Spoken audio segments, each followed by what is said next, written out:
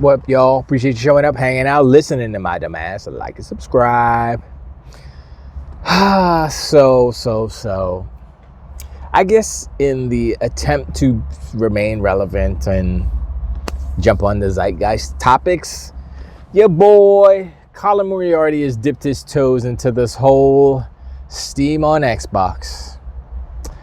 And look, I know he's intelligent, so he has to be playing a role or something. This cannot be a sincere thought for him, which is, I forget what the title was, Steam on Xbox is a bad idea for Xbox anyway, or something like that. I can't remember what it was, but it was, negative Xbox sentiment towards what they're doing, mainly being Steam being on the next Xbox potentially, right? And so his thing is like, they're going to cannibalize, that's what other people were saying, but basically he's saying they're going to cannibalize their market.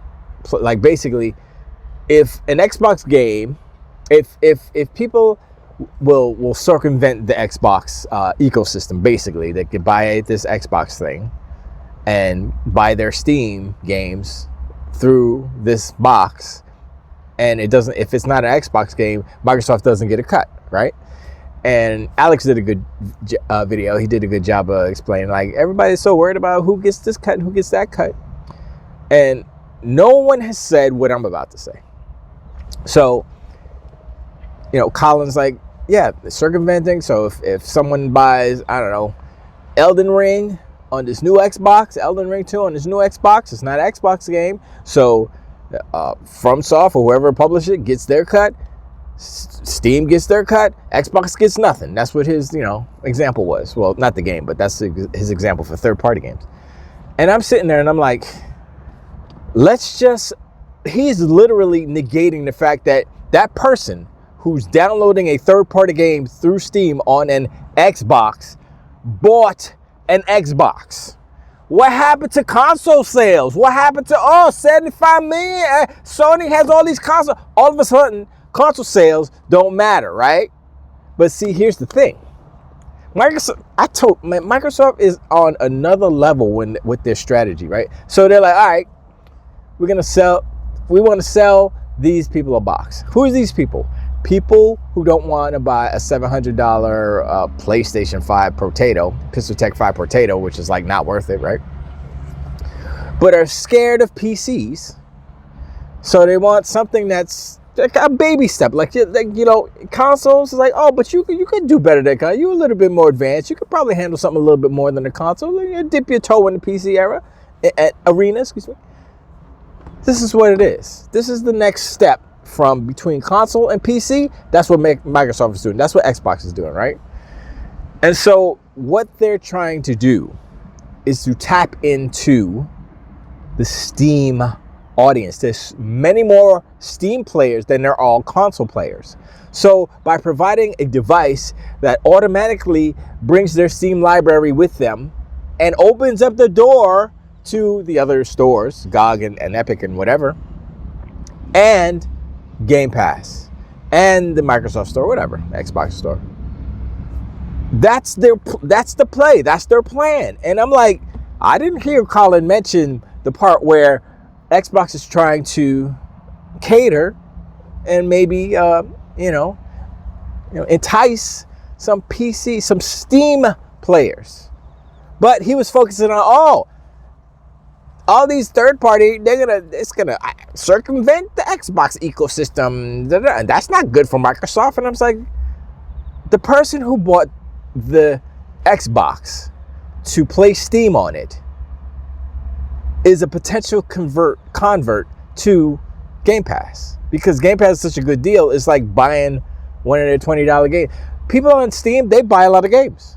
They buy a bunch of games. So why wouldn't they just pay for a Game Pass as a sub and get all the games, and then they say, that game's on Steam, I'll just buy it on Steam. Or they say, it's actually cheaper on Game Pass, let me just buy it on Xbox, because you get a discount when you're on Game Pass.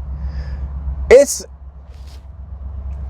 like I said, Colin is smart, but either, like I said, he's playing, or he just has a blindness. He's definitely, I guess he's a real pony because he's got his blinders on and he's not seeing the bigger picture, the bigger play.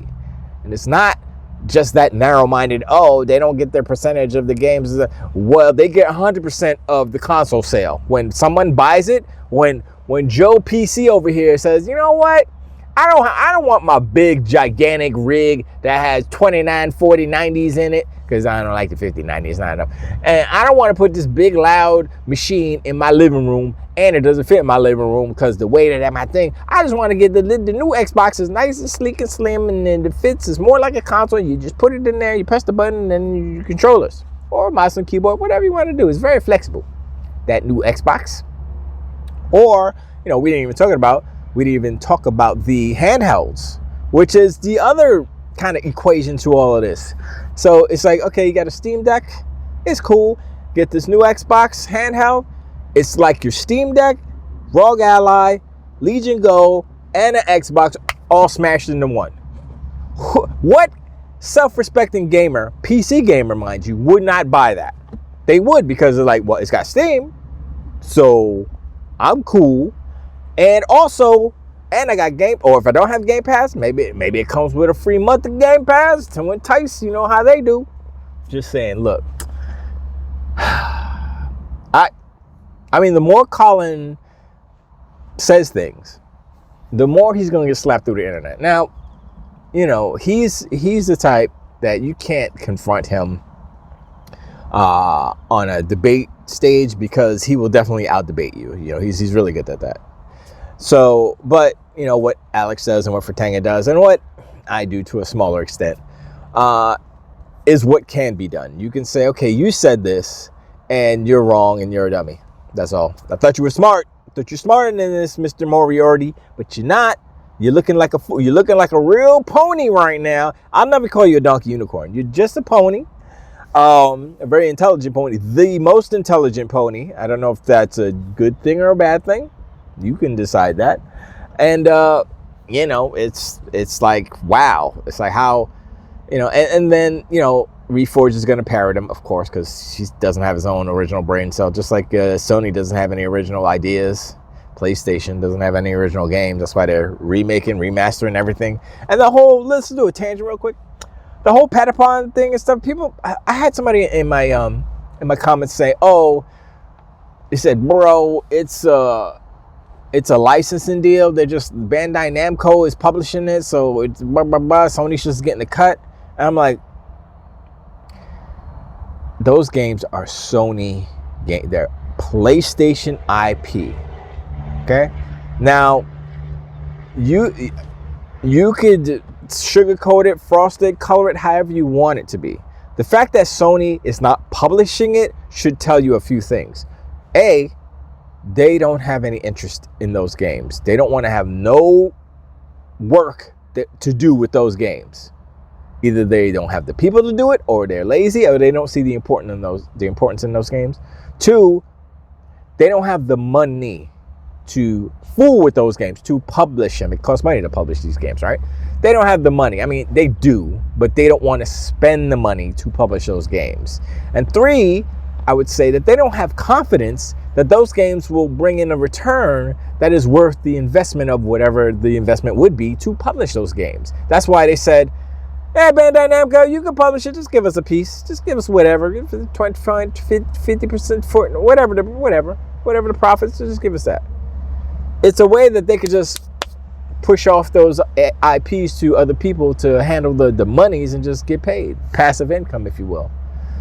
And I'm like, on one end, it's a cool business move because you're not doing anything with those IPs. But on the other end, I'm like, that's how they're treating their IPs. Like, it's redheaded stepchildren.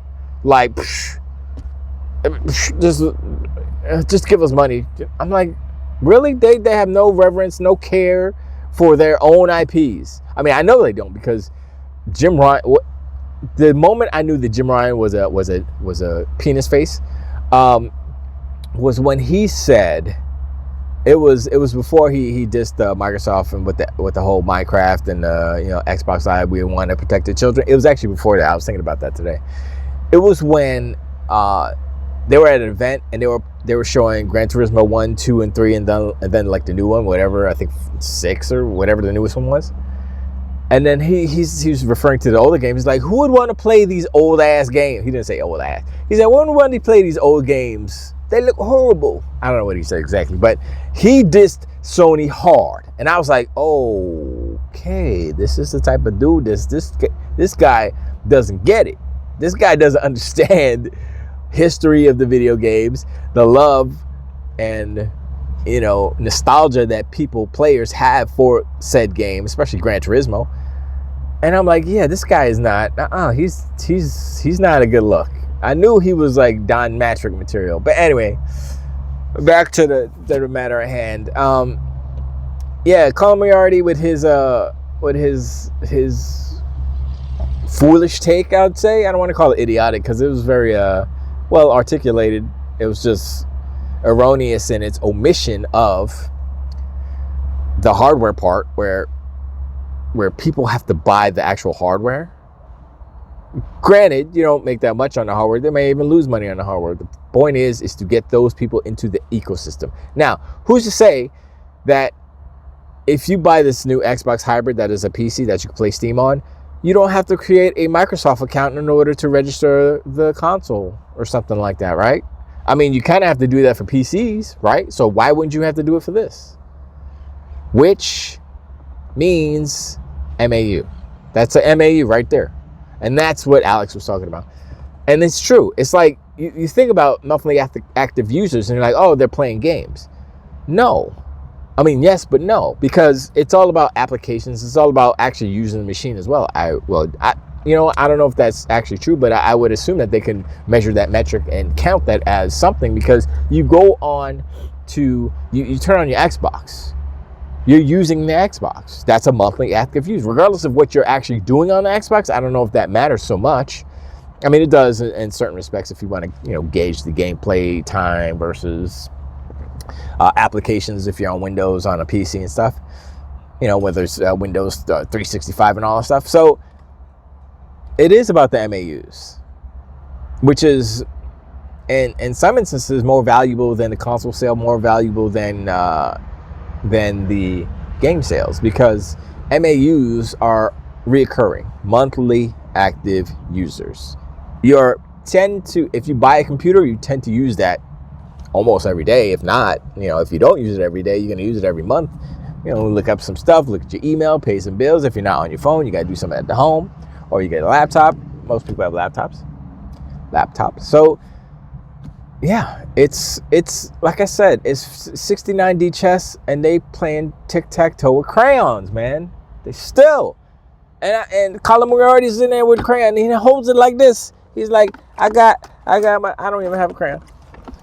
I got a screwdriver. I'm gonna use the screwdriver. I got a crayon. I'm a color like this. Looks like I'm stabbing. I have a crayon. I'm a color like. Anyway, it's just, that's my one prop of the video. Every video from now on will have a prop. I don't know if that's true, but anyway, man, look, this is getting real interesting, because we're at the precipice of, the Asus joint is about to come out. You saw the little commercial with the robot, and he was like boop beep beep boop, and then the ROG Ally and the controller went into the booth, and they said boo. And then Xbox put the little meme with the eyes. So I'm like, okay, I kind of want to know what it looks like. I'm not gonna buy one of those because I want the Xbox, the Microsoft made Xbox One, especially if the Surface team is making it, because believe it or not, the Surface team makes really good hardware. I mean, I would say that they are akin to how Apple makes their hardware as far as quality. Apple makes quality hardware, let's be real. That's why, I was going to say that's why it costs so much, but it costs so much because they're inflating their prices because they believe that it should cost that much. And they have a closed ecosystem, and they have a rabid fan base that will pay these ridiculous prices. But the Surface team, I don't think they've made a device that has been wholly horrible. Even back, they weren't the Surface team back then. They were, I don't know what they were. But even when the Zune came out, you're like, oh, the Zune, ha ha ha. The Zune was a really cool device. It was fast. It was snappy. It was like kind of almost futuristic, but kind of retro, not retro, but felt like it was. But it was such a like a niche and cool device. I wish there was more devices kind of like that. With that, the UI was really cool too. I enjoy. I had a Windows phone which was very similar to Zune in its design language and font and stuff, and I really like that. They did. I mean, they should have probably stuck with that. I mean, I know Satya says now he wishes they had stuck with the Windows Phone stuff, but I mean, they could go back to it if this new approach takes off, which I believe it will, because Microsoft has decades of experience with this type of hardware software ecosystem integration. Windows, they are literally, like I said before in an early video, they are not a monopoly because Windows is an open platform, but almost every computer is a Windows computer. I'd say outside of China and maybe North Korea or something like that, where they're like stuff's locked down. But yeah, you go buy a laptop, it's no Sony OS, there's no PlayStation OS on there, there's no Mac OS. I mean, unless it's a Mac, because there used to be Mac clones back in the day, and they stopped that real quick. So if you buy an Apple computer, you'll have a Mac OS. Yes. But if you buy anything else, you get Windows. And so they know how to place their operating system on different hardware SKUs, hardware devices. And so what they're doing with Xbox is similar. They just need to button down and figure out and narrow it down to a very user GUI, UI, XUI, whatever, all those things. They all need to be just like, it needs to be like the best UI ever created, and it needs to be the same on everything.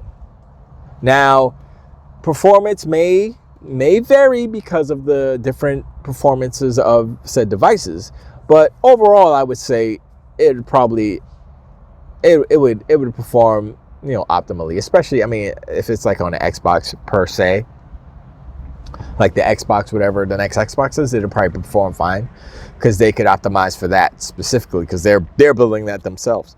Excuse me. So, but I don't know if they're doing multiple SKUs as far as the home box, or if they're going to come with me on this journey. If they're going to take the graphics card route, where they implement not an APU per se, or maybe they do an APU as well. I mean, there's a couple of things they can do. I was thinking about this. I was like, this would be ridiculous, but interesting. If they made a console that was APU, how the console is like a Series X right now, it has an APU, it has the RAM, all that stuff, blah, blah, blah, right? But it also has a PCI Express. Like, the Genesis, remember the Genesis, and you slide open the little door and it's like, hey, what's this little thing? Oh, you slap the Sega CD on it. Same thing, except there's no Sega CD. It's a PCI Express. It's a standard PCI Express, so they can make their own bespoke designed graphics module, if you will, or graphics card. It will just be a module. Maybe it'll be cheaper. Maybe it'd probably be more expensive because they would have to partner with one of the OEMs, NVIDIA or AMD. Probably, I mean, actually, if they make it in such a way, you can get a 5090 and slap it on your Xbox, and then it's the most powerful console, period, because you can slap in the most powerful card that exists, or it'll be something that is bespokely, it is made specifically for the Xbox as far as design language and stuff, and you can just plug it in. Plugs in same port, but it looks a little bit cooler, and maybe it's not as expensive as a 5090. Maybe it's or maybe they figure out a way. This would be crazy. I don't think this will work, but the APU, which is GPU CPU together, and you plug in an additional card, and it does some work. What does it do? Maybe it does some NPU functions, but the NPU is already on their chip, so maybe it doubles it. Maybe, I don't know, it bypasses the NPU, which is not as strong as what you put. So many things can be possible. That seems like it would convolute things and make it harder for devs, so that might not be the way to go. But like right now, the possibilities are open. Now we can roll it back and say, okay, that's probably not going to happen. They're probably going to make something that's more like a console, but it just can play. So imagine the Xbox Series X, maybe a little different, looks a little different, but it has newer chips and all that stuff, faster this and faster that, right? But same basic concept. And it just has the ability. It has a Steam app on it. You open it up, connects to your Steam account. Your games are in the list. You say you want to download the games. Boop, boop, boop. Some of it, like maybe some of the games you can't download them because the min spec is. No, I don't think. I think the min spec on most of those games you have the ability to play them, so they could probably all play. So I guess it's just an emulation layer on top, or whatever they did for the Sonic Unleashed game. So yeah. So that's more likely would be the scenario, not like an add-on, graphics card. But I think the near future is promising for Xbox. So PlayStation 6 is nebulous. People are talking about it. PlayStation 5, the PixelTech 5 Potato is a failure. People are already looking past it. That's how you know it's a failure. Sony's not giving us numbers. That's how you know it's a failure. And on and on and on. But anyway, I'm rambling. I appreciate you hanging out. Like and subscribe. Hit me down in the comments below. Let me know what you think about Colin Moriarty's thesis. I don't know what it is. It's a talk about stuff that doesn't sound smart, but I think it's flawed in a few ways. But once again, I appreciate. I'll talk to you on the next one too. Wait.